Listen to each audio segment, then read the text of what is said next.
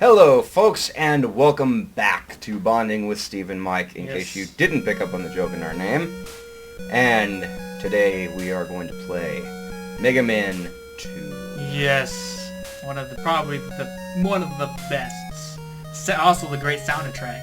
One of the great soundtracks. Yes. And this game actually kind of put the Mega Man series on the mark Yes. as far as being for music and things like that goes. There is a matter that we wish to discuss with our audience, and that is potential future expansion. If we decide that we want to start expanding into doing other consoles and recordings for that, which we would like to do at some point in the future when we get good enough and we can make sure that our equipment is satisfactory. And one thing that's come to mind is RPGs. Now, because of the slower nature of RPGs, you can't just pick them up and beat them all the way through like you can with a game like this. So what we were thinking we might do is we might decide to just put RPGs in segments so we can just get an hour of gameplay out of them, and then if you guys want to see us go back and do more with them, then we will. I'd like to avoid the whole RPG thing at the moment. At the moment, sure. RPGs in general, I want to avoid. I want to usually just kick it to usually games like NES where you can beat it within one playthrough. I mean, but we are going to save the RPGs for a while. Yeah, we won't be planning to do anything with RPGs for quite some time until we're a lot better at this and we've got this process figured out. We're still pretty much in the testing everything out and finding our ebb and flow. There are certain games I would like to play, though. Like, I want to play some Street Fighter Alpha 2, because you can beat that in one session. Any game where... I'm trying to stick to the games where you can beat it within one section. Because if you're pulling RPGs, then I could pull up Final Fantasy 1, and we could be here grinding for hours. Yeah, we'd be here grinding for hours. That's the other thing that has to be taken into account. But I would, at some point, like to play an hour's worth of Xenogears. That is probably my favorite single game of all time. So... I would like to play Final Fantasy 7 and just have a parody, have fun around with that. Yep. But even though that game takes a long time. That is one of the problems with trying to do RPGs on a channel like this, is the grind involved. So what we'd probably have to do is we have a file already saved that we intend to use. If I do it, I'm going to do what I did with the last one, and that's where I game sharked all the levels. What I did is I did the Final Fantasy 2 magic system, where when you gain so many levels, you automatically gain that spell. So whenever I hit that level, I instantly... So when I gained that level, and I had that materia, I instantly just said I deserve to learn this spell. Because I don't feel like grinding for 9 hours to learn a haste. When in Final Fantasy, 2, you learned haste at a certain level. Yeah. So I'm like, alright, I'm at this level, I'll assume this guy's my black mage, he'll learn haste. Gotcha. Or whatever, and just like, okay. It makes the game go a lot smoother, and you can go through it faster. We could do that with a game like Xenogears. Although with Xenogears, because I've already got tons of save files already out there and prepped, what we could do is I could just start up from my previous save position. Yeah, that works. Yeah, that's how I would do it. I wouldn't just start the game from the beginning and be just sitting there waiting for shit to happen. Through the whole entire beginning. Yeah, because that's the thing. Xenogears is ending. You don't get into the action of fighting right away. You have to go through a little bit of setup story first in the first village that you get into. There's so much in RPGs, especially with PlayStation, there's so much dialogue. Like, by the time you get done reading through all the dialogue, you basically ran through a TV show worth of dialogue. Yeah. And that's kind of one of the reasons why we like them, though. Yeah. Because RPGs do have good stories. Oh, it's one of those things Try like... to hop at me again, you... Oh, yes. Oh, yes. Yes. So I came across an interesting topic the other day. There was a girl who fell into a coma, and she said the whole time she was in the coma, she could hear people talk to her and stuff like that. I just thought that was interesting, and also at the same time, that would be sort of scary. Because it'd be like, what if somebody was in the room was talking about the possibility of pulling the plug on you while you were conscious? Yes. I'm like, that would be, like, you couldn't do anything. Just the feeling of helplessness. Oh, yeah. Then they also, like, they pull at your feeding tube, so it's like, yeah, it's like, I'd be like, screw that. That's like notes on the nope train. Nope. But also, I thought was another interesting story I heard. There was this man. He was a father, and when his daughter was like 7 years old, he fell into a coma. And I guess they decided they were just gonna take care of him, so they just took him home. And eventually, it got to the point this girl grew up, and they would take their dad on family outings, like they'd put him in a wheelchair and put glasses on him and a hat, and they're like, "Oh, that's Dad," he just sits there in his coma, and they're like, "Okay." Well, it happened like she grew up, she got married, and she had grandkids. And, they would do the same thing, like, they'd go to baseball games, and they'd bring Grandpa, with his glasses and whatnot. And then one day, I guess, the granddaughter was playing in the room right next to him, and I guess he woke up and he said something, and he thought the granddaughter was his daughter. I'm really? Like, yeah, and I'm like, how crazy would that be to realize that you lost, like, 20 years of your life? And like, oh, this is actually your granddaughter.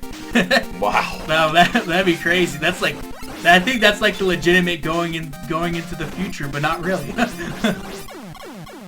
Oh! What happened? Oh! Did the game soft lock? Oh, no. Oh my god. No. That's amazing. I've never seen that before.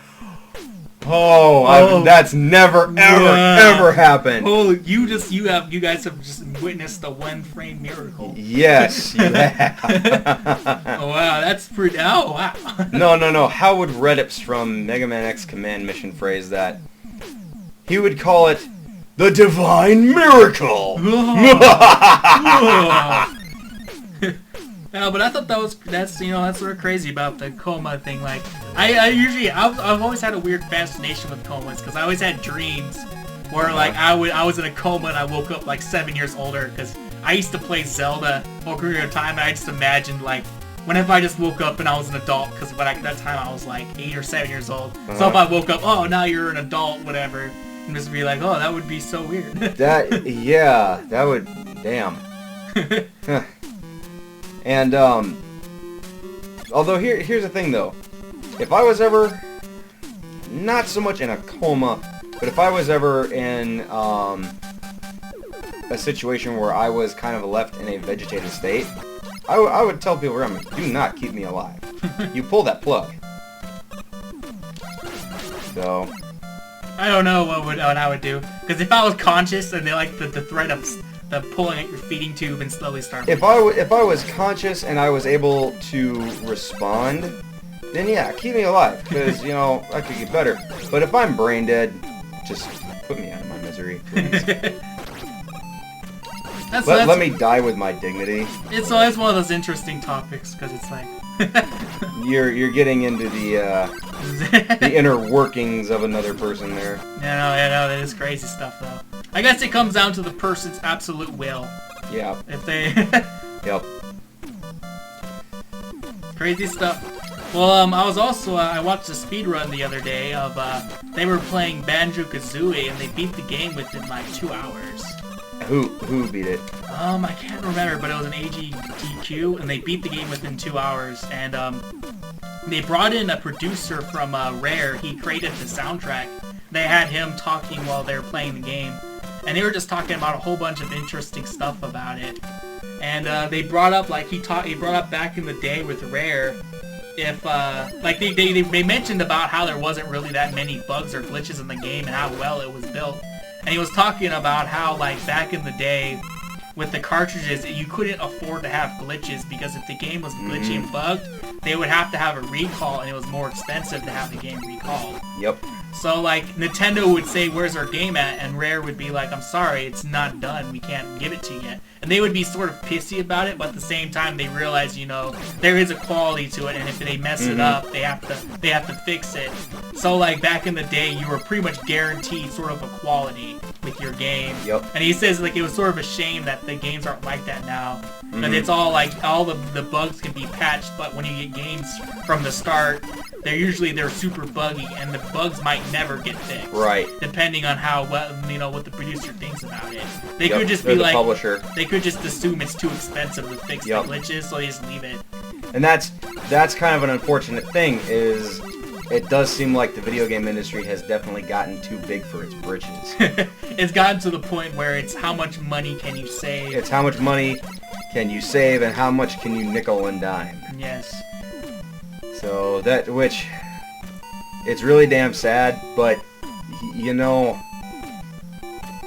I almost think another video game market crash is imminent and probably going to be what it takes in order to get the gaming industry to, how to put this, deflate its own head. I figure after a while people are just gonna stop going to major places like EA. People are just gonna like EA is gonna become the LJN. People are just gonna stop doing their stuff.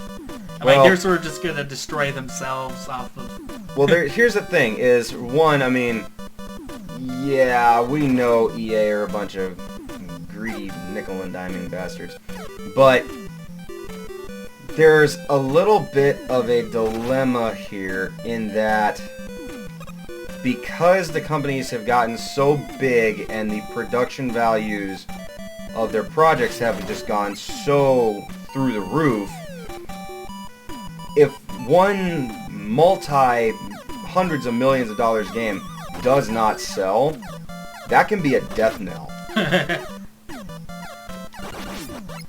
And so it's just a really sucky situation. You're caught in this. Oh, that's speaking of sucky situations. You could be stuck in this ideology of, oh, if we don't make our bottom dollar back, well then how the hell do we keep going? And I wish you could jump off the ladders. You can. There. That's how you do it. Okay. It's not quite as reflexive as it is in the X games, where you can hold the direction and jump. Man, those birds are really trolling. Yeah, they're fucking ruthless. You gotta be quick. You can't putz around. You gotta save your health for this. See, that's why I do the wind. That's why I do the Woodman first, because he has the wood shield, and then you get all the like, it just rains on you, raining golden goodness. That's a good trick. Yeah, see. Oh, I'm sorry. You do have Woodman. Yep. You could have did it the whole time. You could just sit there. Yeah, look, they give you all your life. And I just saved Michael 3 levels. I just saved Michael. No. Thank you. Oh, okay. There's extra guy. Oh, you can get him. Just run. Just run. Dude, he's gonna kill you. Run, Michael, run. He's like, oh, kitty, kitty. Never. Kitty. There we go. No! He just got you. Okay, well, I'm going to make that comeback then. Okay. But yeah, with the video game industry, Dude, it'll humble itself out eventually. It should. Hopefully it does. And you know, as shitty as things may seem at the moment with the video game industry, keep in mind, folks, that every form of entertainment medium has had to go through what the gaming industry is going through right now. Art, books, music, movies, TV, all of it had to deal with getting budgets that were too big for its britches, and you know, becoming mostly about making money as opposed to being about the sake of the art. It'll pan itself out eventually. It'll find an equilibrium. And even when it comes to the recent moral panic dipshits that have kind of infiltrated things, they too will pass. And it's almost like the gaming industry is just kind of having to take its place in the circle of life.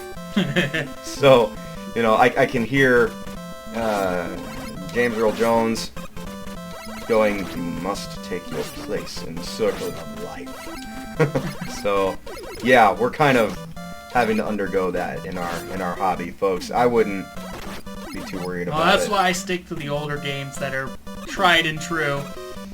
Yeah, and you know, there's something to be said even before, even on the 6th generation. You know, Gen 6, you had to make sure that game worked. That is true, because you still didn't have updates. Because you still didn't have updates and online connections to patch it. People couldn't be lazy. And publishers couldn't be lazy. Ever since the whole internet with the system, they've sort of just been lacking with their creativity. You know what I really miss? I miss the old Nintendo carts. Yeah. That's, I actually enjoy that. I wish Nintendo would bring that back. Like, bring back the old, Oh, that's mine. I don't care how far that elevator's gone along.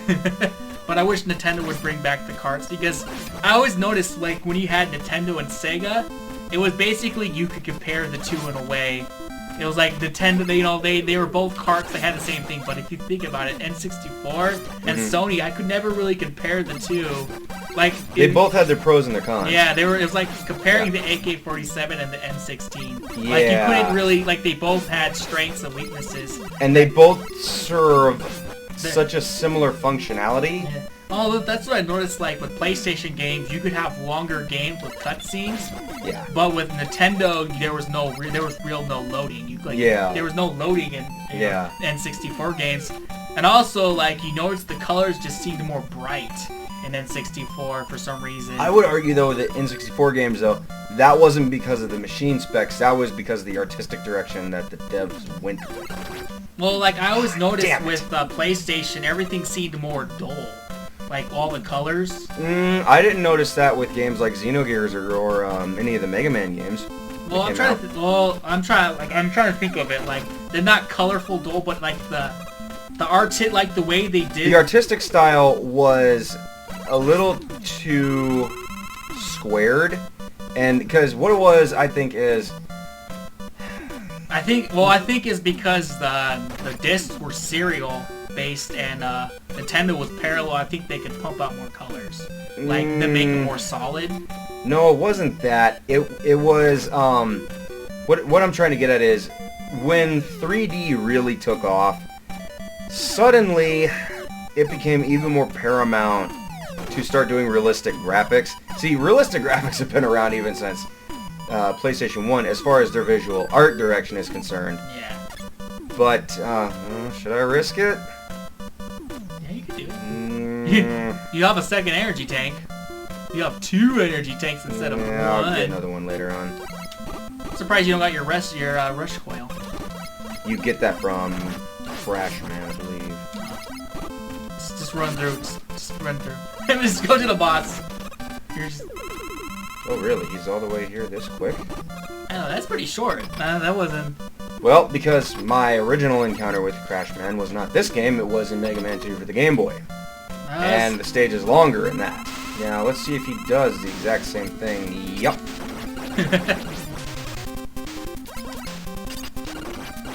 There's a method to how you have to hit him. Just let him blow himself up? Nope. Basically, you have to make him get out of the way. You're still not hitting him. Well, because what happens is, I'm going to use it. You have no energy tank. You can't use it. You have to start all over from the beginning. Shoot him! Shoot him! You're not really hitting him, man. Well, because, see, every time you shoot him, he jumps into the air. So how do you get him? Well, you have to get him when he's close to you. Okay. That's how you do it. That's your strategy. At least that's how it was. Because, see, every time you shoot, there he goes. So that's how you avoid getting hit, is you run under him. Oh, okay. Right as he... See, he's got the pro strats coming on. Yep. So, I heard you talking about the new Mega Man Legends, or sort of game. Yes. As some of you may know, Keiji Inafune, who left Capcom, recently underwent a project to create a spiritual successor to the Mega Man franchise called Mighty No. 9. And I died again, I know. But what he's also started doing now is he created another series called Red Ash. And what's interesting about Red Ash is it is essentially meant to be a spiritual successor to Mega Man Legends. Okay, I have to not rush into the bombs this time. That is what killed me.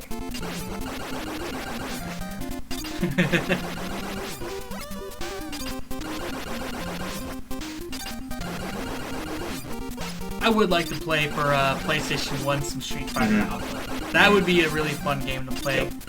Like, I'm just gonna beat the game with Dan just to see if I can control the game. The game will most likely troll me, but it's one of those characters where it's like, it's just such a challenge to do.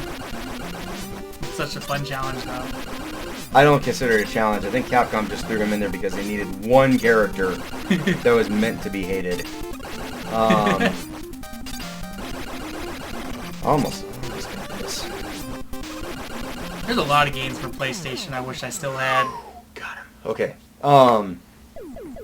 Yeah. That, Mega Man X games. The Mega Man X games, I could run through those blindfolded probably. So, those would be fun to do. Mega Man X was really fun because those were just a fast-paced game. Especially when you got the 2 and the 3 and the 4, because they gave you the dash immediately, so you can just run through levels like crazy. Yup.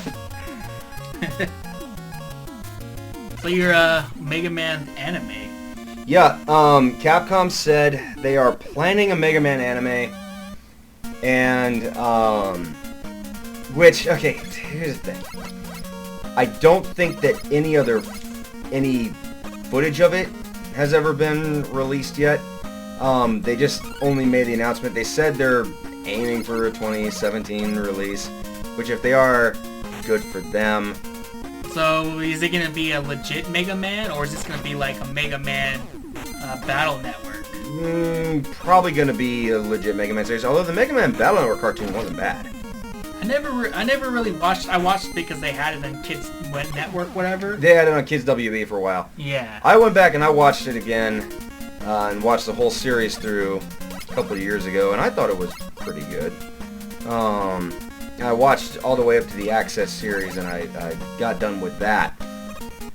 I haven't been able to watch any of the movies because they're not translated to English.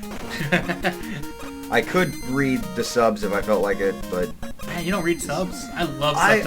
I'll watch subbed anime if I have to, but if I can avoid it, I will. For some reason, I love subbed animes for some reason. Even when I watch normal movies in English, I prefer the subtitles with it. My parents always get pissed off because I'd always tell them to turn on the subtitles. Like, no, leave the subtitles off.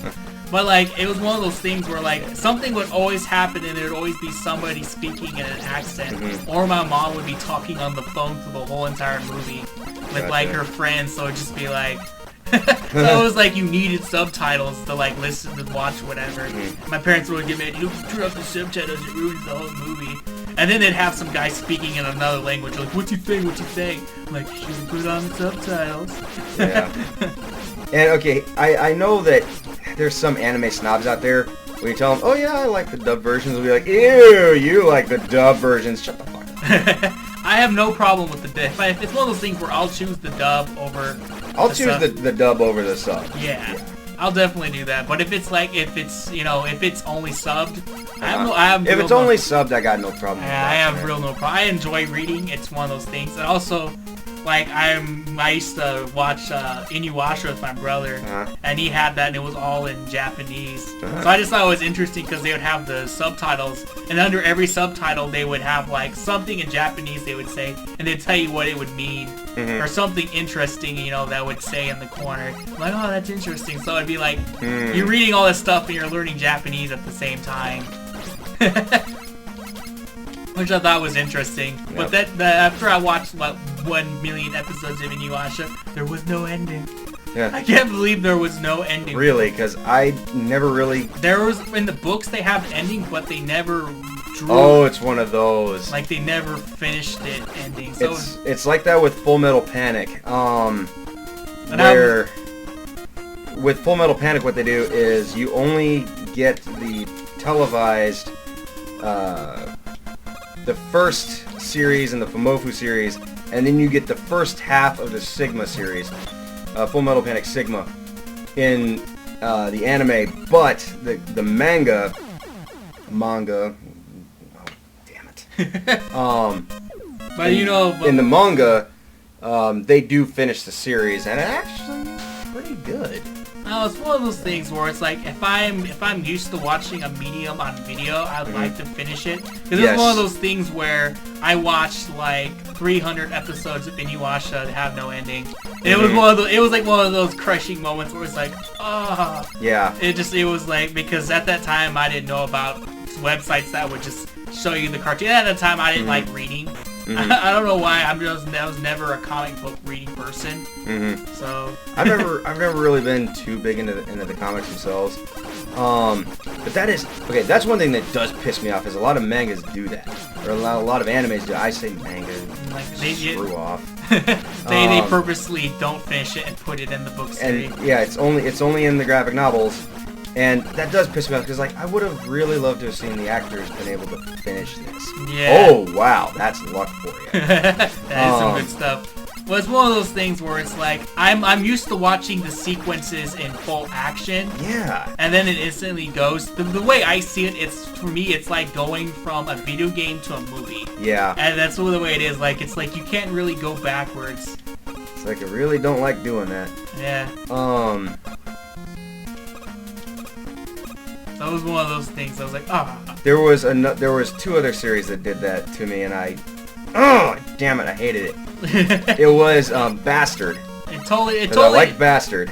It totally kills. It totally just like. Yeah. And after a while, that was like the last anime I watched for years. Like that turned me off from anime so badly. The other series that did that was Guyver, because I love the Guyver series, but even the second adaptation of the anime, that's the thing. They had an early 90s adaptation of the manga into anime form, and it was only like, I think, 10 episodes long. Then they had a version of it where it became 25 episodes, and it pressed further into the mangas. It goes all the way up until the Giga Guyver armors appear. Unfortunately, what's stupid about it is after the Giga Guyver armors appear, well, then the TV series is over. Oh, you gotta go read the mangas now. It's sort of just a downgrade. Yeah, it's like, you know what, you lazy bastards. But yeah, that is sort of a buzzkill. Yep. That's why whenever I watch animes from now on, I always watch the. I always check how many episodes are in the series. Yep. And then I check if it has an ending and if it's actually animated. So it's like, so I make sure all the bases are covered before I decide to watch it. Although I will say this though, wanting to know how Full Metal Panic, the second raid, ended so badly, I was compelled to read the books for the Full Metal Panic series. The short novels is what they are. They call them like novellas, you know. I think the last series. The term they used was light novels, and the light novels are actually really good. They're actually really, really good work. So the last series I watched was Code Geass. That's because I told it was tits. I was like, it was the most amazing thing ever. So I watched it, and I was like, oh my god, this is amazing. So, I really didn't care. I liked it. It was very. It actually put me in a. It actually stumped me the way they did things. Because there are certain episodes where they did stuff where, like no one saw it coming. I did not see that. Like, it was so unpredictable that they were gonna do that. I just thought it was interesting, and it would have been one of those things where if they would have did that, where they would have put it in the manga only, the finish it, and like it probably would have like turned people off too. They're like, damn it. Yeah, I didn't really care for Code Geass much.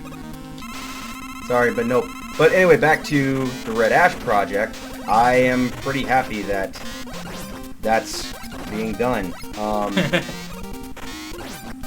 Because, okay, see, here's the thing. Now that Keiji Napa can do pretty much whatever he wants, it's gonna be nice to see what other stuff he comes up with. And, you know, one day, I hope to see a spiritual successor for Lost Planet.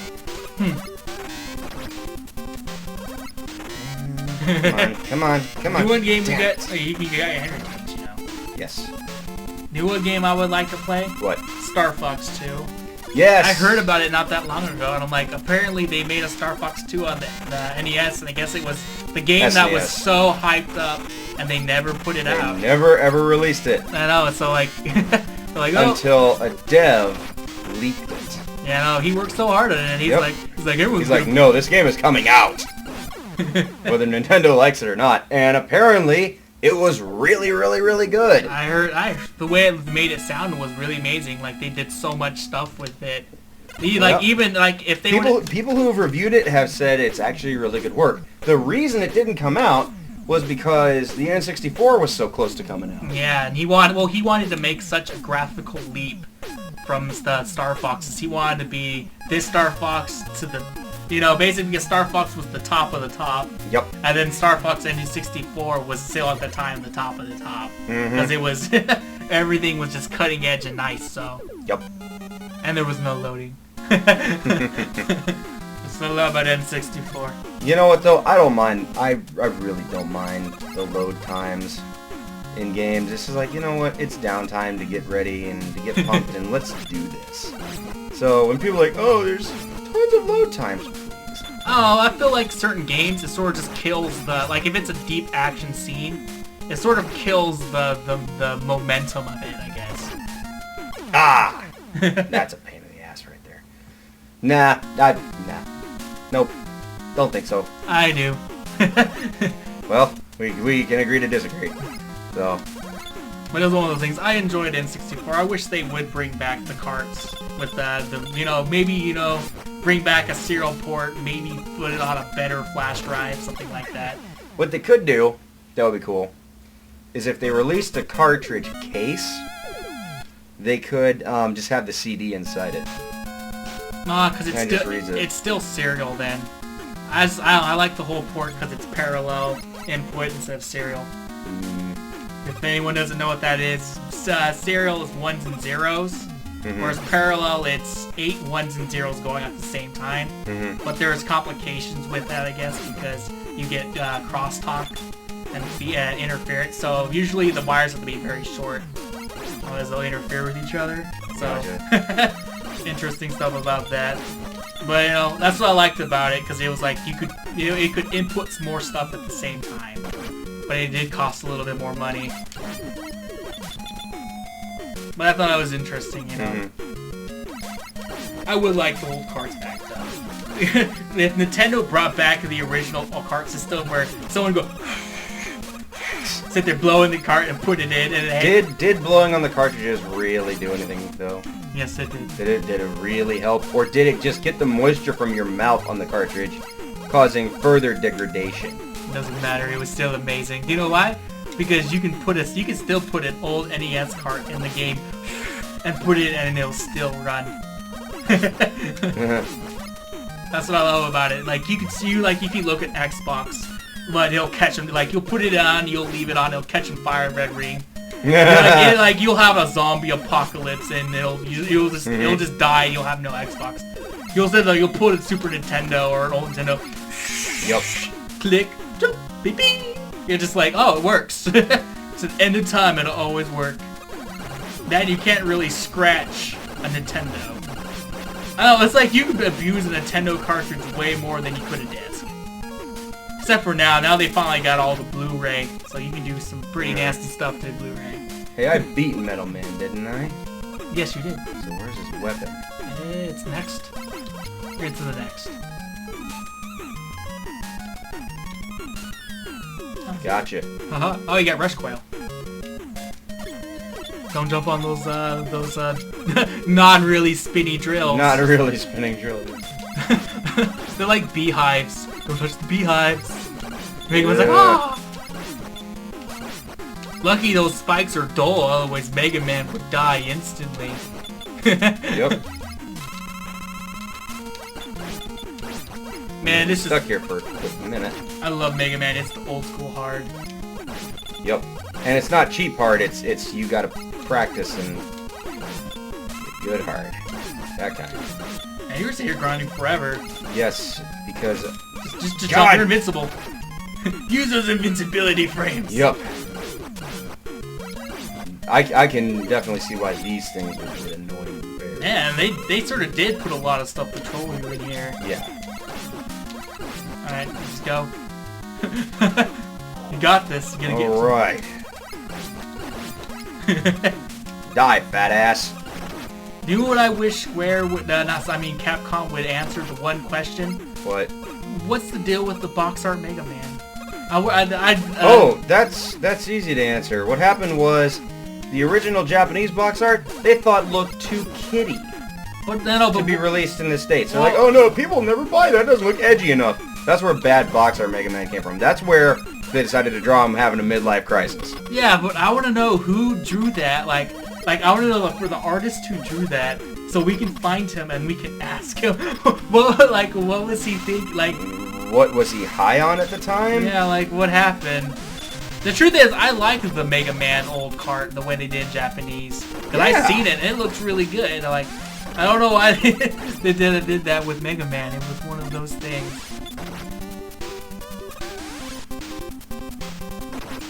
Man, you piece of shit, come here! He's like a really bad yellow devil. Yes, he is. Although there's a devil that's even worse than the yellow devils, and that is the black devil from X5. That thing is a monster. I think I played it, did I? I'm not sure. Well, you played X5. Did you beat X5? No, I have not. X5 was one of those things where it was... I don't know, it was so... I don't know how to describe 5. Like, it was one of those things where it seemed like a really bad dark comedy. It was. It seemed like they. I remember like they showed. It was. Like, yeah. I remember they were showing like, oh no, the world's gonna blow up and everyone's gonna die, and then they're playing this super happy A theme music, like they're super like they're all sort of like they're all like, let's just get this done, and they're all happy and happy, and like the world's ending and all the humans are gonna die from this virus. But it was just like, whatever, we got something to do, kind of thing. And then you would fight all the bosses, and all the bosses like, I could help you, but I have to fight you.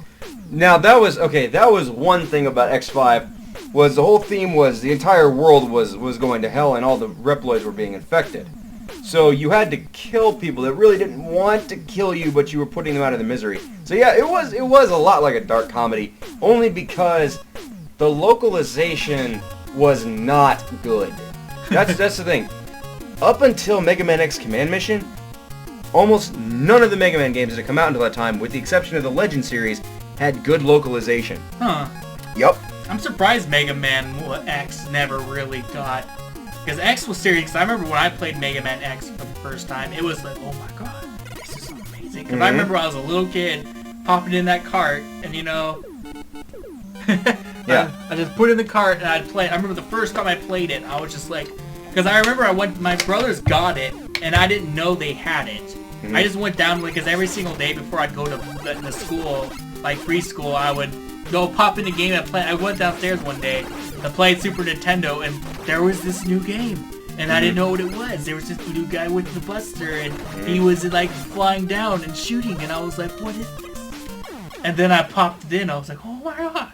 Right. It was so weird, and then like I don't know. It was the first time I ever played Mega Man, but I remember because that was like one of the first games I ever beat when I was a little kid, and I just like I remember I'd play it and like my brother's friends would see me play it, like, dude, he's already this far already, so good. Man, that was back when that was the best of the games. Now games aren't really difficult anymore. They can be difficult, but it almost seems like how to put this? It feels like it's a slightly different kind of difficulty. Well, like, I noticed in Skyrim, if you played on the hardest difficulty, like, the game isn't, like, difficult, it's more like, what can you do to glitch the game?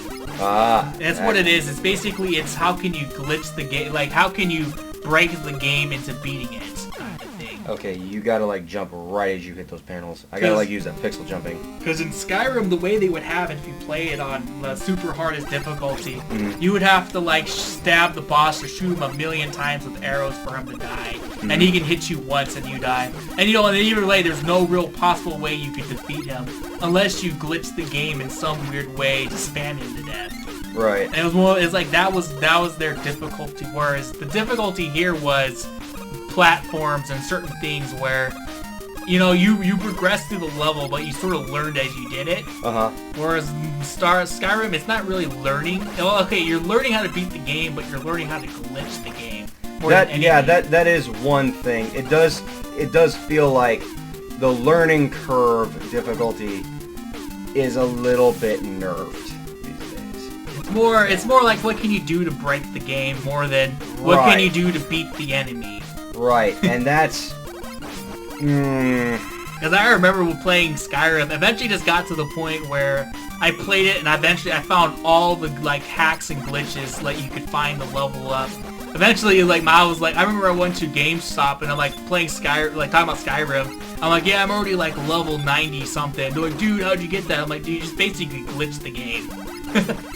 Like, it gets to that point where you find certain stuff, you get someone glitched in a corner and you do a spell 70 times and like, oh yeah, you're maxed out, stuff like that. Whereas with something like this, I just had to learn where the weak spot on that guy is. Yeah. Like, this game is more just play on your feet. Yep. Like, be smart on your feet rather than how to glitch the game. Like, like if they had it where you have to go in a special corner, charge up your pistol and shoot up a million times to kill one monster to slowly progress to this level. It would just... Yeah, and you know, there's another tidbit that I want to bring up about that is it does seem like lately the games have gotten to the point where you are kind of expecting a tutorial to just be given to you and the game just automatically tell you what's going on. And that's not a bad thing as long as the tutorial keeps it really short and simple and still gives you room to flex on your own. Or at least says, okay, this is how you do it, you do it. We're not going to show you how to do it. We're just going to tell you and then you do it. Like how they did in Mega Man Legends 1. That was an effective tutorial. Dude, what I thought was pretty interesting, I played Killzone for the PS4 the other day because my friend got it for pretty cheap. And I thought it was pretty interesting because there was this level where you're on this spaceship that's flying towards the sun, and you're supposed to stop it or do something to it. But like, what happens is you go in here and you're supposed to move all these power cells around. They don't really give you a tutorial. I'm sitting there looking at this and I found it out instantly, and I'm like, and I thought it was funny because I like all these video games I've been prepared for that, you know, figuring stuff out like that. But it just makes me wonder because they got rated one of the worst games, and I'm like, it's probably because of that level. Because people were trying to figure out what to do and they didn't understand what to do. Whereas like you can look like people like you and me when we played games like this all the time, where they gave you puzzles like this. You just looked at it and you're just like, oh, this is what you do. Yep. So it was one of those things. And you definitely figured it out through trial and error. And that was the beautiful thing about it. Well, the funny thing is, it wasn't really hard to figure out. It was just like, you pick up these, like they made it very simple. Like, in the beginning, they show you get this cell and you open doors, and then eventually it was just one of those things where you run. I run through a park. Oh, there's a cell. I assume I run somewhere, and I ran like, oh, it's right there. Right. And it was very simplistic in my opinion. But like some people probably like if it was like a little kid now, they'd just be like, what's going on? I have no clue because they need someone to say you have to. Put this cell. Even little kids can get that though. Example. When I was a kid, this is with an RPG, which naturally they have more complicated mechanics. Grandia 2. When I was a kid, I didn't need to even do any of the optional tutorials that were in the towns. And the reason I didn't is because I took one look at the battle interface. All the information I needed was there if I just flipped through what my options were. You know, like it said, okay, combo, critical, text, and magic, items. You just sort of figured it out. Yeah. That's what I like about RPGs. You were able to just figure it out because all the explanation you needed was right there. If you need to explain the mechanics of the game, then you need to keep it a really short, simple, and sweet explanation. Otherwise, that's just going to get in the way. And it needs to be an example where the player is not going to be shown how to do it. The player will just be told how to do it and then be expected to do it. Because that's how you learn through trial and error. There was another game, also done by Game Arts, same people who did Grandia. I think there was only a few games where they needed some explanation. Well, and that was like certain Final Fantasy games. The game I'm trying to point out is one called Gun Griffin Blaze, and it was a mech simulator game. Now, you would think, just by nature of being a mech simulator game, that it would instantly be really complicated, right? No. It wasn't difficult to learn that game at all, because what they did was they told you what the controls were when you went to customize your controls in your player profile. What you then did from there, I know I'm going to fall. Oh, that's a bitch. You can get it. Come on, get it, man. No, It's so close. You can't get that. Not even pixel manipulating that.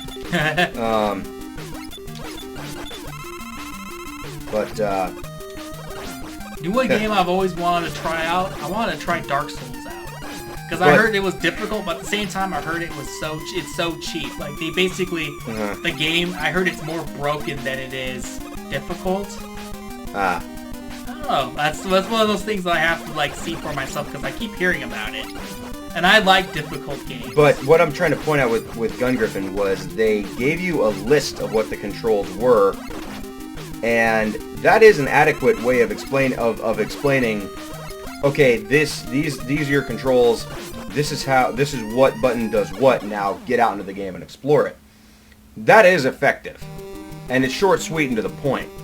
But what Gun Griffin did, what Blaze did, and Allied Strike did this too, was when you started that level up, you had to know what your controls were before you launched the mission, and then you went right into the training mission, and every situation that you would pretty much ever run into that was the basic learning blocks was right there in that first level. You had the time limit you had to work with, you had the general combat mechanics of how sniping works, you had other mechs to deal with, you had the tanks to deal with, so you could figure out that the top of the tank is its weak point. Other mechs, you learned that, this is how you circle strafe, this is how you shoot attack helicopters. You learned their biggest weakness is the fucking machine gun. Because it did additional damage to them. And with other mecha, you learned that if you get behind them, that's when you shoot them, because that's when you get the damage modifier. So you learned just by going into the stage and playing around, and that was it. That was enough. And that's how I think gaming tutorials really need to be.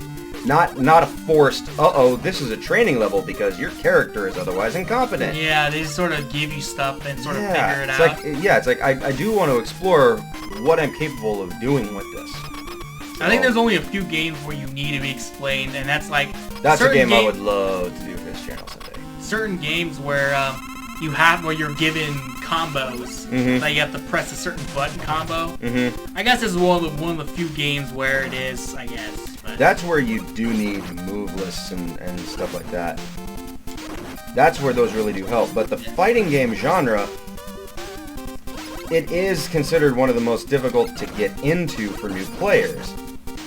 And part of the reason for that is because of the movesets. Well, there is one game called Gundam Battle Assault 2 that actually handles the learning curve very well. Because what it does is each mobile suit that you can play as has unique attacks, right? They're all unique, but the button combinations are all the same. So let's say I have Wing Zero in that game, and I do down forward, Dragon Punch, right? I do down forward, punch, it fires as Vulcan. Let's say I then have another mobile suit, Master Gundam, and I do Dragon Punch, punch, and then he uses his Darkness Finger instead. And I remember that because I've been playing the game recently. Do what fighting games I But thought... it's easy if you know the button combinations. They're all the same for each of the mobile suits. It's just, and they're all really easy to do. It's just a matter of each button combination for each mobile suit does something unique. I think the best ones I can think of, the easiest learning curves is Smash Bros. Yes. Smash Bros is probably the best because basically there's so many button combinations, and they're not like complicated like down, forward, punch, or like you do a semicircle and then a kick. It's like you do up and a button, down and a button, up and a button, down and a button, basically. And basically there's only so many combos, and every person has that combination. So it's like you can pick up any character and sort of it's all universal. All the moves are sort of universal, but all the moves are different for each character.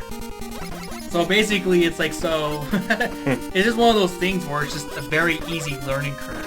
Because I remember I played it for a while when I picked it up on the N64, and I'm like, I played it again, and I'm like, wow, it's like the controls. It took me a little while to sort of learn like some of the moves, but once I learned them, like basically you got all the characters. You just have to sort of experiment to see what each character sort of does with that button combination. And it's not really difficult. Like Street Fighter, Fighter, you do the down forward punch, and that's like universal fighting games. I find that funny. That's like the universal command. Because I remember I'd go over to my friend's house, and he'd play some game where like, you know, like those modern games like Darkstalkers and stuff like that, like those Japanese fighting games. So he'd play the game, and he wouldn't tell you how to play anything. He was that kind of person. So he'd always invite people to play this game, and he'd totally just destroy them.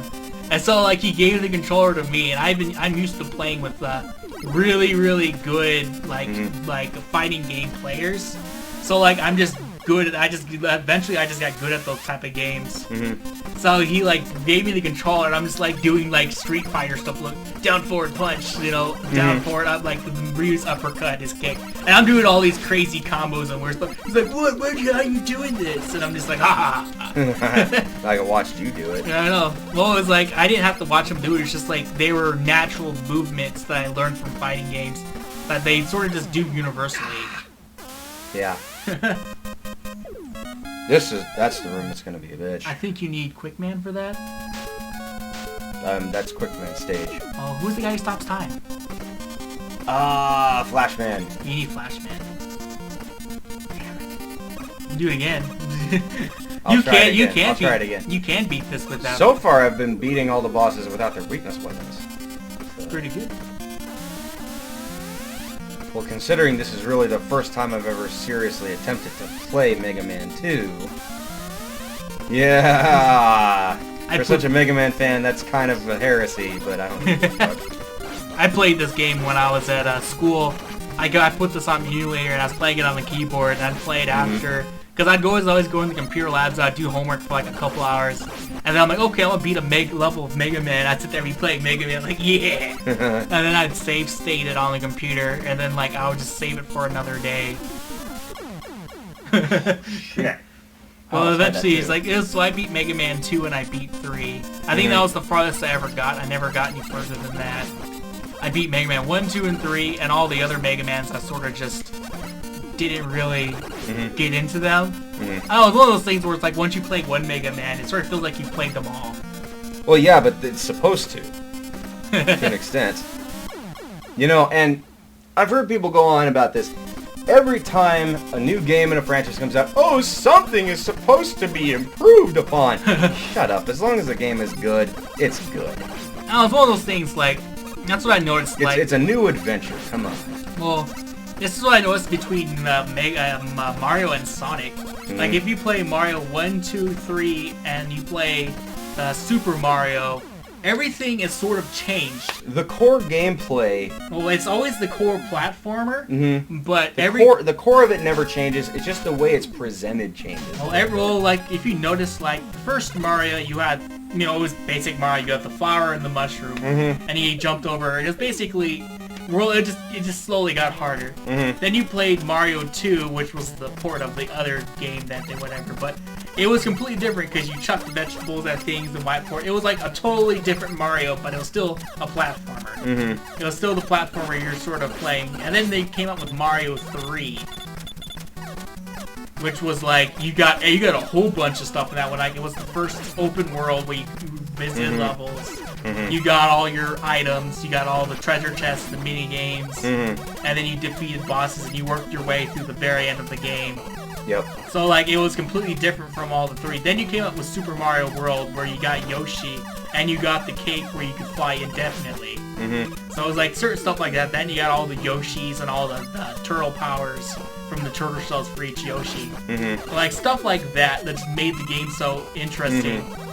There were new things to add, but the core gameplay it was always a platformer. Did not. It was always a platformer at heart. Yeah. That's what I loved about it. Even and the core platforming stayed the same. Even with Mario 64, it was still a platformer, but it was 3D and you sort of fought a little bit. Yeah, a little bit. But even then, it was this big change they made, but it was still Mario, I guess. It still felt like what Mario is. Yeah. So they didn't have to constantly reinvent the wheel. That's why Sonic games these days keep sucking. Sonic, it was like Sonic 1, 2, and 3 always felt the same. So when they did make a change, it was such a big change to the fans that they couldn't accept it. That's the real reason the Sonic games suck these days. Is because the fans are unpleasable.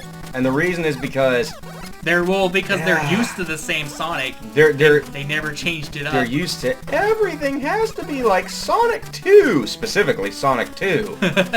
And it's just like there is no pleasing the Sonic fan base. None whatsoever. You cannot please them no matter what you do, no matter how you try to reinvent the wheel, even if you reinvent the wheel correctly. So that's the thing. Sega, don't even try to please them. Don't even try. Just make a Sonic game that works. And you know what? Fuck Sonic Adventure 2.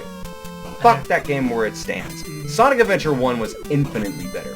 You know why? Because it knew what it was trying to do. Sorry, I had to get my message.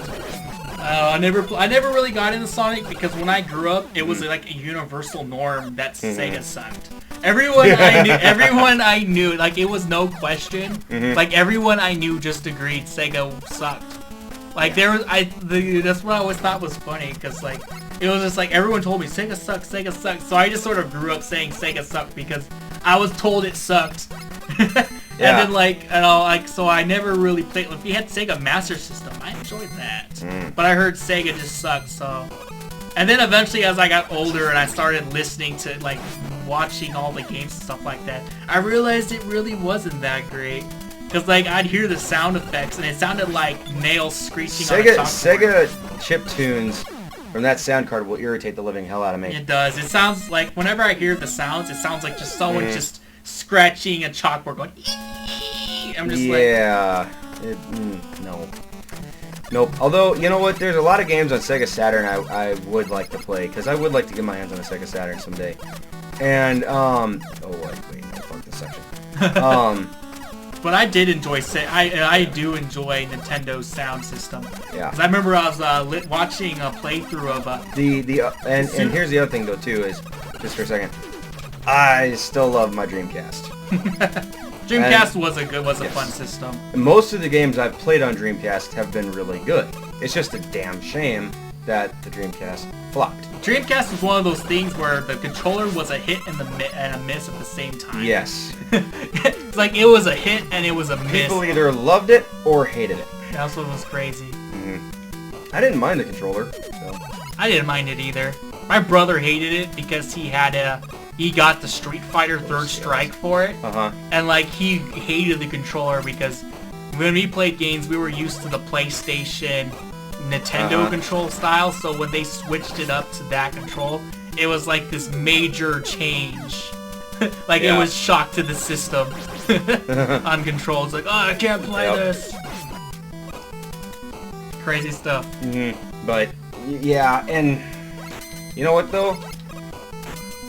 Right now, I'm just gonna say it right now. Right now, all of the mech sims, because this is one thing, there were some good mech games on Sega Dreamcast. Two of them, Techromancer, and the other one, Gundam Side Story 0079.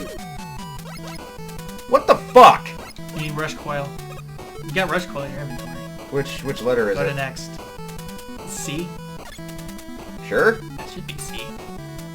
Yeah, wait, go back. Go to C. No, it's this one. Sure it's 2? No, it's C. It should be C. Because you didn't have C. No, because C is the bombs. See? Oh, okay. Yeah, that's balls. Okay, we'll jump and use the platform. Go to 2. There's... Yeah, go to 2. Just jump on. Just make a platform in midair and jump on it.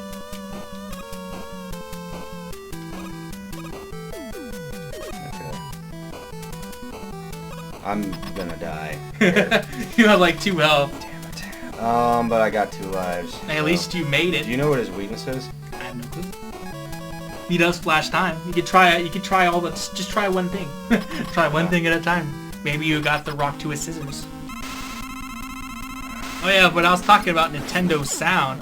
Oh, that's it. When I was talking about Nintendo Sound, I was playing. I heard Kirby Superstar, and they were playing the theme. You know, the Kirby theme. And they're sitting there playing it, and they got like the full MIDI orchestra going on. And I'm sitting there listening to it, and I'm like, man, that was good.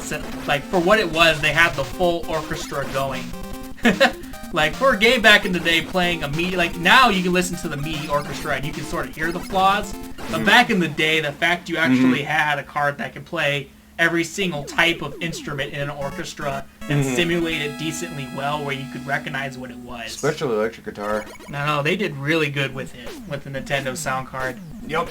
That and Final Fantasy, they had the whole orchestra in that too. It's like they actually did really, really good with. There was one game that has a sound bite in it that sounds like breaking glass. Huh. And it is the first part of the final battle theme from Seiken Densetsu 3, aka Secret of Mana 2. And it sounds like breaking glass as part of the instrument. And they've got one that actually sounds like a really deep gong. And I've never really heard that in any other SNES game that I've ever played. So, yeah, I mean, you can do some impressive stuff with 16-bit sound.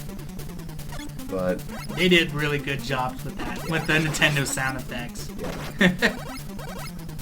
I think it only got beat by PlayStation. Yep. Sound effects, because then they actually got real. They could actually get real music in there. Yeah.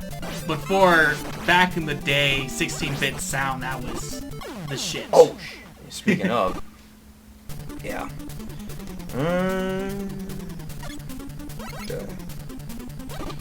I'm thinking we got another 30 minutes. Just keep going. See how far. I'll see how far I can get in 30 minutes, yeah. Oh yeah, we're probably gonna put a speed run of this game up, so you guys can watch that. We'll probably go back and try to record a speed run at some point. This is not it. This is just us having fun. We're not gonna record a speed run. We're gonna post a speed run from somebody else. Okay, if we can do our own full playthrough though, in like a speedrun fashion. How about this? We could do it. For Mega Man X, you can do a speed run, but even then, we're gonna post up another speed run just so we can see them glitch the game. Oh, okay. For some reason, I love watching the really good speedrunners play these games. Then you can also just see the trial and error we go through and the flawlessness that they do to it.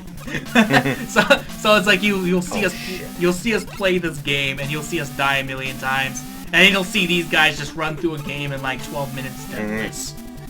Yeah. I could probably do that with Mega Man X4. You could probably do that with 4. With 4 and 3.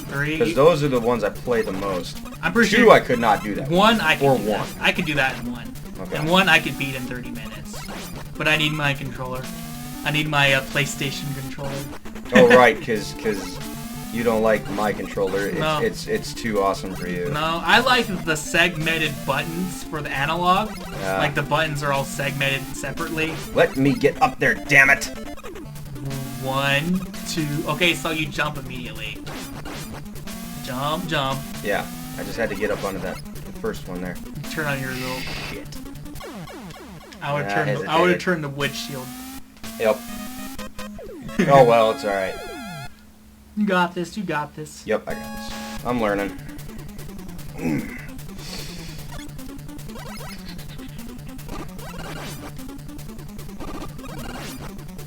I wonder if Mega Man did anything where they had to be censored. I know they did for. I know they did for Napalm Man. Yeah, Napalm Man. They didn't get censored. It got banned in Vietnam.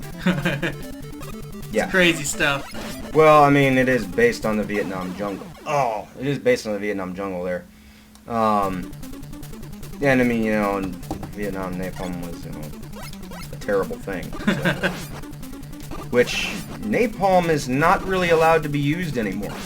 I'm pretty sure. Yeah. You can't use it on enemy soldiers, and you can't fire it on civilians. Although there is a gray area because you can use it to bring down rooftops and ceilings, even if there are enemy combatants inside.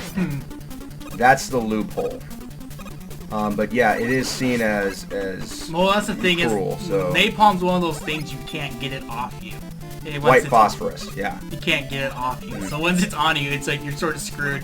Then if you do survive it, it's just you're gonna be yeah scarred for life. Well, so. you probably won't even survive. It'll just be Probably a very horrible, very horrible end to a slow end, I guess. Like it'll be a slow, painful death. So yeah, but I mean, you know, the U.S. military is one of the armies in the world that has not said we will never deploy it again. So, but yeah, we do obey that particular clause of the Geneva Convention that bans it, but as long as we're not doing chemical warfare. Right. That's when the stuff gets crazy. I remember hearing that about World War I and stuff like that. Just like, oh man, that's some crazy stuff. I do the 2 button. Do the 2 button. Fly across. Okay, do that jump.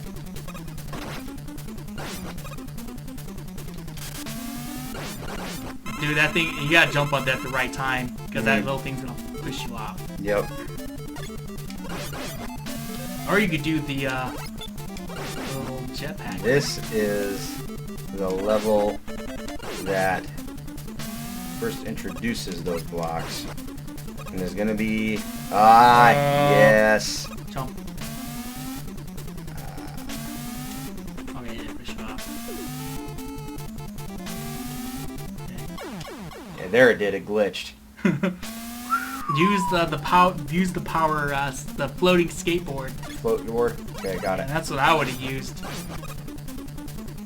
I'm not Get on the very top one and then you floaty skateboard across. I always use that floaty skateboard when I played Mega Man 2. Like, that was my friend. Whenever you can use a rush jet sort of thing. Wait, they never had rush in 2, did they? Wait, okay, use it. Oh my god. You should have used. Farm a little bit here. You should have used it when you were up there.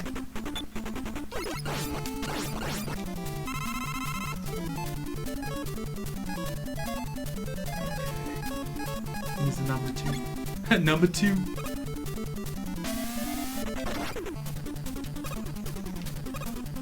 Damn it. Nope. You can't use it now, it's too late. You gotta use it when you're on top. You know what? Fuck it. I'm not even gonna use it. I'm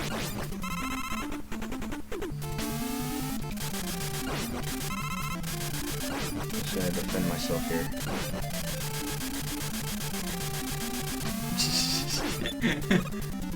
You can use it up there.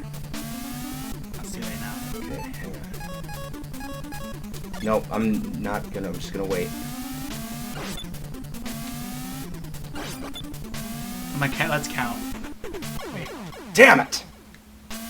I said let's count. Hang on. I'll get this. You need to time this, man. No, I'm just gonna run right through. It's called strategy, man. You have to be strategic in this game. Oh, fuck off. This is a Mega Man It's game. a very strategic game. It's about learning patterns. Yeah, strategy takes... Yeah, patterns That's takes... not necessarily just patterns, though. Okay, why are these ones not appearing? Oh, I glitched you. It's soft locked. You're gonna have to jump in the pit of doom.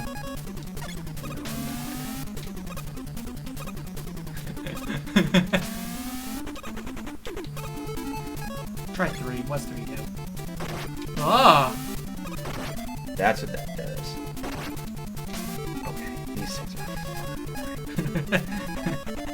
are... Die, bastards!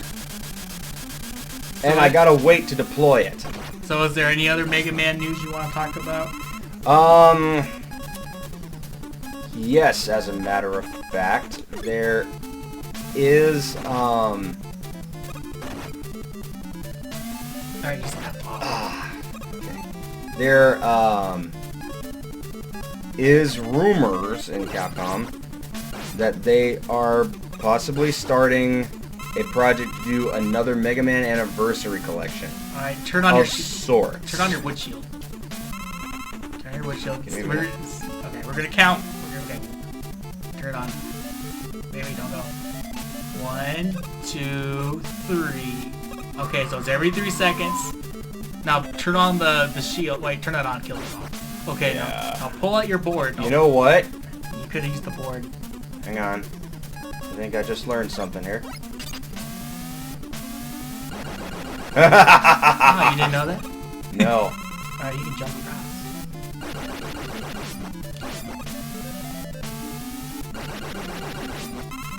That sucks that you can't pause until you've, So another Mega Man Anniversary Collection. Are they gonna have all the X's? No, they are not. It's gonna be just for the classic series. And even then,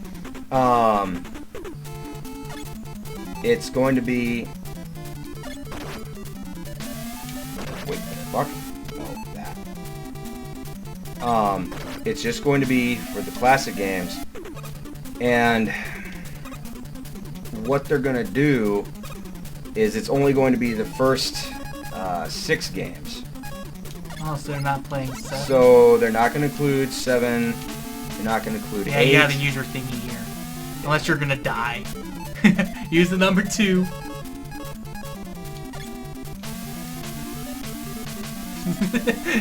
Oh, look how easy that is. Okay, you have to jump. Okay. Well, now I know. But the thing is, in this Anniversary Collection, there's a problem with this. One, there's Mega Man Anniversary Collection for the PS2 and the GameCube. Yeah. That has 7 and 8, plus 2 of the arcade games Oh, wow. that never came out in Japan. Or they never came out in the States. They only came out in Japan. I know I played one of the arcade games in, because we used to have a dollar theater. They might have been an import. And they Might have been an import machine. actually did, because I remember I saw it and I was like, holy shit, there's a Mega Man arcade game. It was Mega Man Power Fighters. Yeah, and I played as a Proto Man. I was like, Proto Man! Okay, yep. Because I never got to play as Proto Man before. He was like that character you never saw. And same with Bass. Like, I never saw Mega Man and Bass at that time. And it was one of those things where it's like, whoa, who are these characters? Yep. So, okay, it might have been an import machine. Somebody might have imported it. Because it wasn't supposed to have been originally released outside the States, I don't think. But then the second one, or maybe they were, because they are dubbed in English. So. Because they had it, and it seemed like it was all, like it was made for America. Like there was no Japanese or anything, so.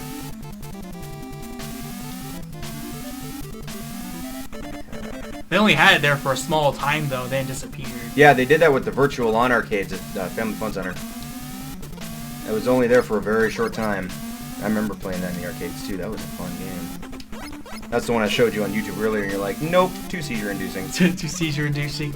I don't know why, but whenever I hear that really high-pitched voice, it's just after a while, I can hear it for a short while, but after so long, it's just eventually one of those things where it's, I don't know, it just, it's like seizure. It's too much for you, huh? Yes, it is. Oh, there we go. You just jump. Yeah. Yeah, save the number 2. Save that number 2. You're gonna need that for the gap.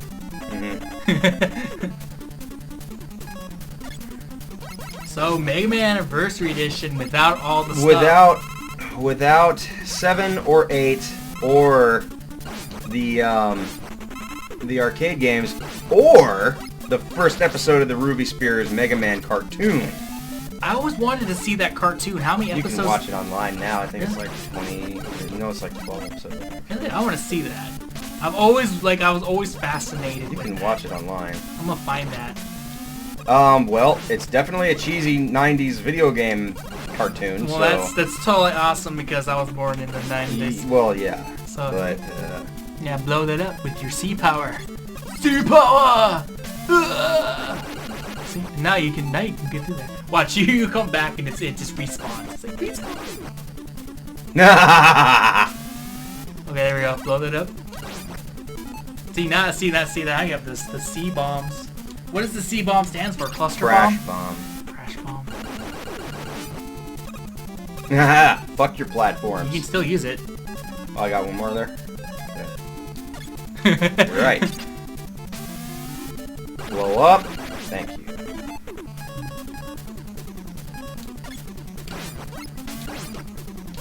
Okay.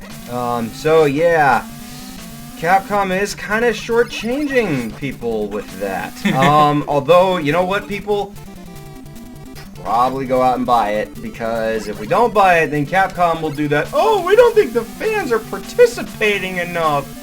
They'll do that malarkey like they did with Legends 3. No. What we do is we complain that they shortchanged us and we don't buy it, so they're like, damn it, we couldn't shortchange them this time.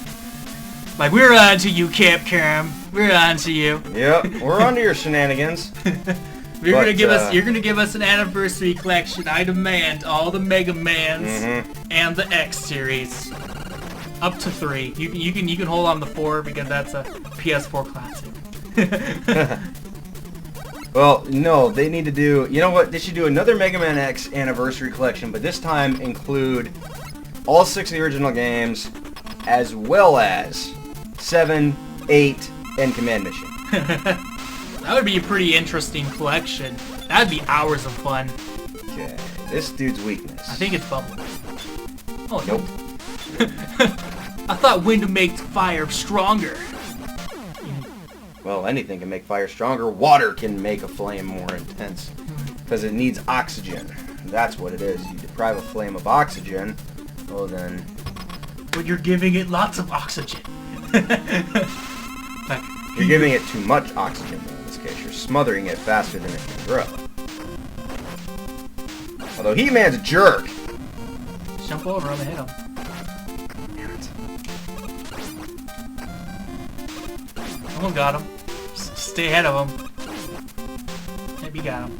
Jump over him, get him. Okay. Oh!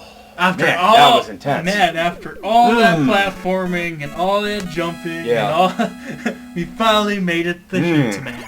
Yeah. I'm not quite as familiar with this game as I am Mega Man 6.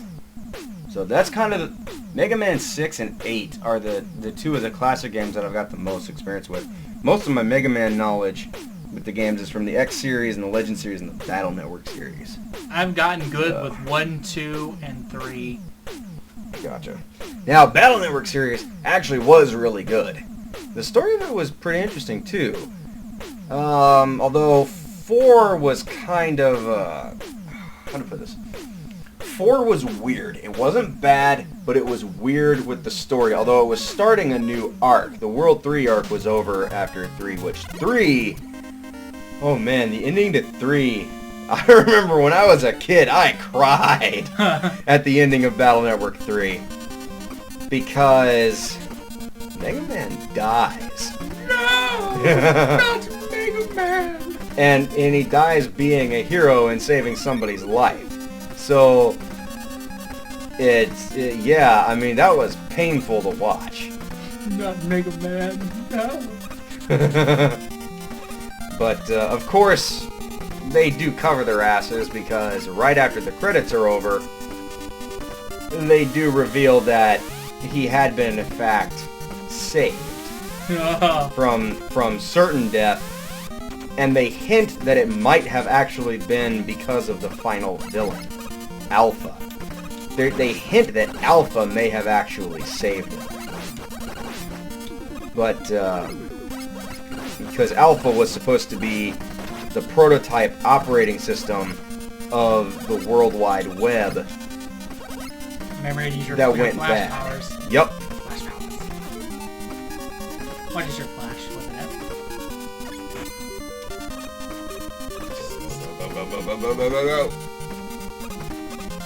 Only Do time. not stop. Do not stop. Could have grabbed that.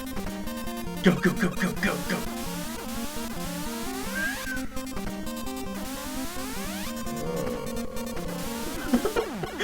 Oh no! And these don't come back. Son of a bitch. Oh, that's hilarious. You can use the rewind button. You're like, now that you mention it. Yeah. Now that you mention it. Get a little closer. There we go. No, no, no, keep going. Oh, you're gonna grab that thingy. Grab the purpley. Oh yeah, that should be That's nice. No, it ain't. Okay, stay close to the wall. No, no, no. Rewind. Get there. Stay close. You're gonna have to run. Run, Mega Man, run!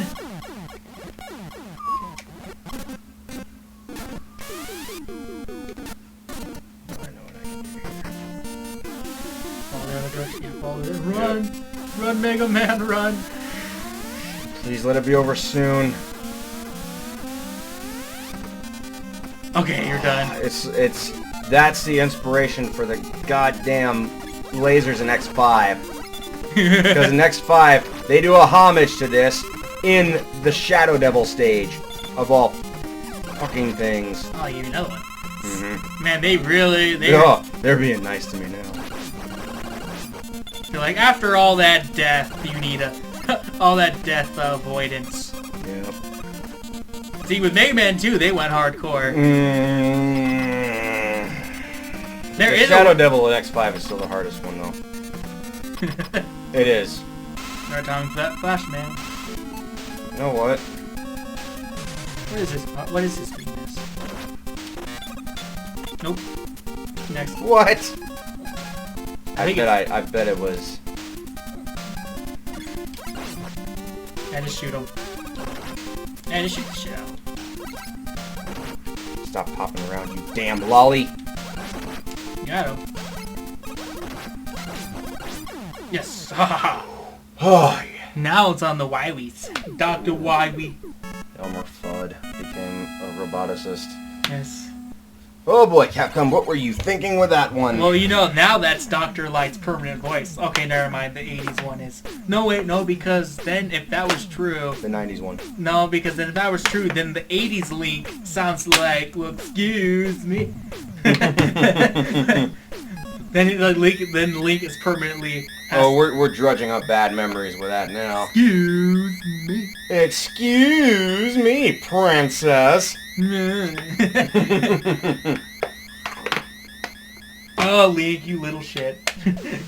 The funny thing about it is in that cartoon, he really wasn't all that bad of a little shit. It's just that one moment that everybody harped on. But that wasn't as bad as, I won! From the Zelda CDI games. But you know what though? I think it is probably time for Nintendo to try giving Link a voice again, but just like, don't be stupid about it. No, Link can never have a voice now. After that mishap. Oh, come on. Link can still have a voice. No. Or at least have a little more of a personality. Come on. No, they can write Link. It's too late, Link. They can write Link, that. you know what like happened when someone talked? Metroid Other M. No, that's no. Yes. That's not fair. That is not fair. You know, that's totally fair because no matter what will happen, no one will like Link speaking. No. See, Samus Aran is a good character to have talking text with. No. They just screwed it up. Only talking text. She can never speak. So you're saying you want Link to have talking text? Talking text and even speaking is not a problem for me. I just want Nintendo to do the writing correctly. Okay, don't fuck it up like they did with Other M. Sorry, Link can never speak. He should be able to speak No. at some point. And you know what? No, He's probably going to have to speak. You know why? because there's the Netflix Zelda series. Guess what? That's becoming a thing. Yeah, Netflix is negotiating with Nintendo to do a Legend of Zelda. He's gonna be he's gonna be mute. No, watch, he's gonna be even like more cockier. He's gonna be a hipster with a mustache. He's only gonna drink craft beer. Don't even. God. You're like, Jared, because you know it's true. No, I don't think it. Okay, a cocky Link would be all right, because that would even then be a little bit of a personality. But I should say they should stick with the original Link, the original concept of Link, that he's an alcoholic and he has a problem with hookers. Yes, yes, that would be brilliant. That's Link, you know, because you know what? In Zelda 2, people were like, come in my house while I heal you, and it was always some lady that looked like a hooker, and she gave him some help. Link's like, yeah. They should have made his rupees go down, though. No, free is always better. But I thought that was funny. Link's an alcoholic because he's always drinking his potions. But you know what though? That would be an interesting character, because then it means that Link is not so safe. Yeah, they use your number 2. I'll take a number 2. Okay, that's my Happy Gilmore joke. I think you have to do it twice. Yep. So that's why the princess never does Link, because she knows his antics. No. The reason they don't do it is because, one, Link don't give a shit for her crap, and Link can get it elsewhere. So I know, exactly. Well, I'm pretty sure, because like they say he's supposed to do it with what's her name? The farm girl. What is her name? What is her name? Damn it! She's just a well, pony. It shows you how memorable she I know, is. Eponia, and then someone's gonna watch. We're gonna have 1,000 comments. It's her. You forgot her name. I can't believe you forgot her name. I remember Saria. I remember Zelda, but I can't. Noni, no. You can't do it twice. You can only play it once. That's what it is. Oh, that's what it is. Okay. I'm figuring it out. We got like 3 minutes though, so hopefully we get. Oh, Malone. Her name's like Malone or something. Yeah, her. Yeah, something like that. At least the hero of time, he gets the farm girl, because she'll put up with his bad shenanigans. Well, but you see, here's the thing about that. Zelda might be kind of a manipulative bitch, but oh, that's what I thought was funny. If you ever that girl doesn't seem like it. So have you ever seen Adventure Time? No. Oh my god, that show is so amazing. They sort of do not watch newer Cartoon Network shows. No, it's amazing. I don't want to rot my brain cells. It's amazing. It's so cleverly written. But like the way they do it in the beginning of the series, she's a good princess, whatever. But as you slowly watch the series, you actually realize she's very manipulative and like somewhat evil, and she's not as good as you think she is. Okay, then that is good writing. Okay. It's one of those things where they don't hint it, but if you look between the lines, you realize that she's sort of, because there's this scene where there's these bubblegum people. Oh, there's that thing. There's this scene where there's these bubblegum knights, whatever, and I guess the bubblegum knights sort of went out of control, so she secretly had them all destroyed except for one. And one of them would just be like, after a while, he just became super intelligent, smart. And she's like, "You're the last one. I must destroy you." And he's like, "But I think and feel and write poetry." And she was like gonna destroy him either way. Like, you bitch. It was one of those things. Isn't she the main hero's crush interest or something like that? Yeah. She's using that to her advantage. And it's a very interesting thing. Like, you notice that she's... Well, I just ran out of platforms. Yeah, so you're sort of done. Yep. That right there is probably not good game design. Just saying it right there. Having the weapon energy still run out when you still have lives, that's... Well, go down the ladder. I think you have to go back for life now. You have to go backwards and farm. Mm-hmm. That's your penalty. Those are gone though. No, they have So the you know what? because they have the noodles.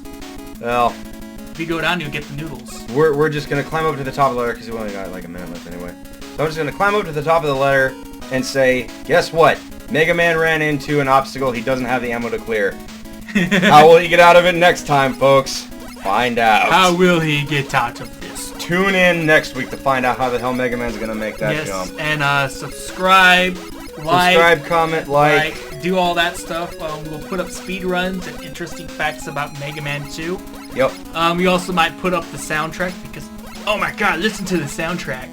In fact, you know what though? Let's try to do our own speedrun sometime. Though I don't want to just link other people's speedruns. I want to do our own sometime. So let us know what you guys think about that. Well, you do a speed run of a game you're good at speed running. Yeah, there we go. Yes, you can do that. Okay. We'll do that. Thank you for watching, guys. Hope you enjoy our shenanigans. Yes, and bring up comments that you'd like us to talk about. We'd talk about that. Yeah, we can always use more topics that people want us to go on about. We don't mind giving our opinions. Yes. So thank you very much. This is signing out with Steven and Mike. Have a good one, folks.